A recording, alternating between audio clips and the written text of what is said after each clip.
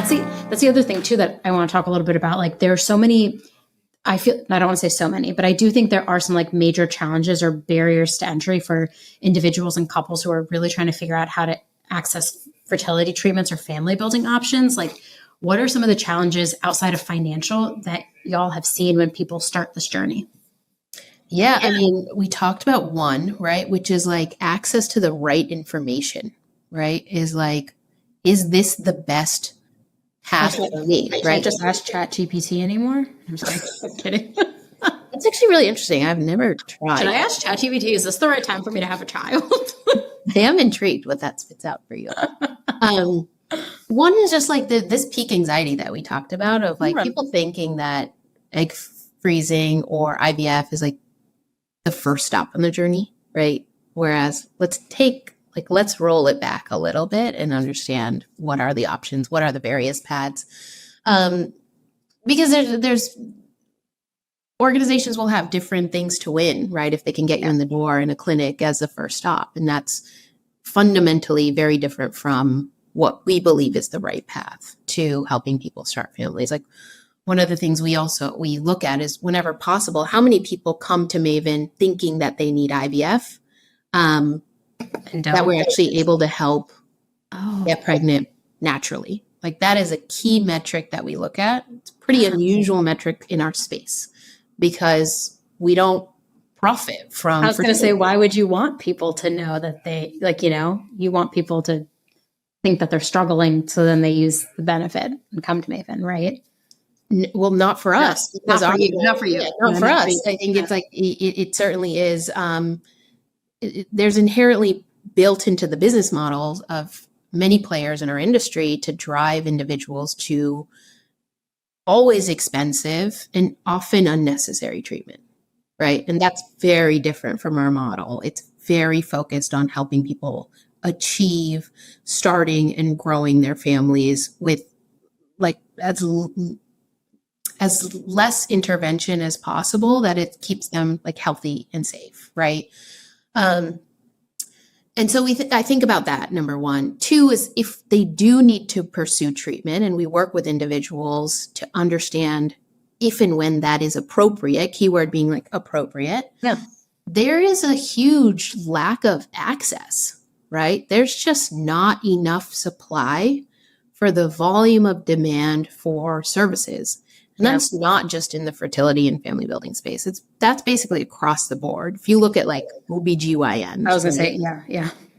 It's really hard to get in with an OBGYN in certain parts of the country, right? And in certain parts of the country, there aren't any OBGYNs. They're fleeing. I think the last time I looked, so I'd have to check my data here, but I think the last time I looked is like over a third of US counties actually do not even have a practicing OBGYN. And that's incredible, right? Like terrible, but that's one of these stats that like, it always like shocks me, right? So these maternity deserts, there is an access to care question. And then you wonder why, as such an advanced and developed nation, like we have these insanely high maternal mortality rates, right? Yeah. Because people don't have access to the right care when they need it. And so that's, such a big driver for us in making sure people have access to reproductive endocrinologists, have access to OBGYNs. They can access them on the Maven platform 24/7, 365, right? And they can do so usually in a matter of an hour or so.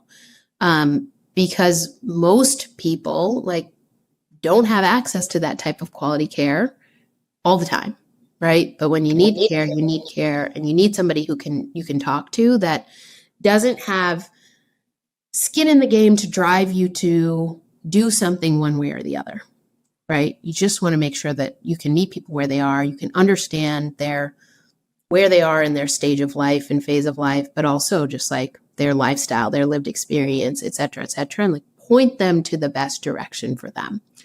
On Maven's platform, we also offer like virtual doulas because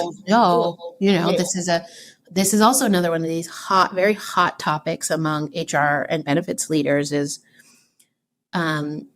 making sure that all of their employees feel well informed and supported as they navigate labor and delivery, right? When we see unnecessary C-sections across the board in the United States, we see a really high percentage on certain populations like Black women, right? And so really thinking about how do we make sure that we help all people feel knowledgeable, like they can advocate for themselves, like they can have another advocate for themselves in the room with them. And one of the studies that Maven underwent that was recently published in ACOG is just the impact of these virtual doulas in driving down C-section rates up to 20% across the board, but up to 60% for Black women specifically. And like, that's the type of work where you just realize how much the lack of access to care is driving some of the terrible outcomes that we're seeing across the board in the United States.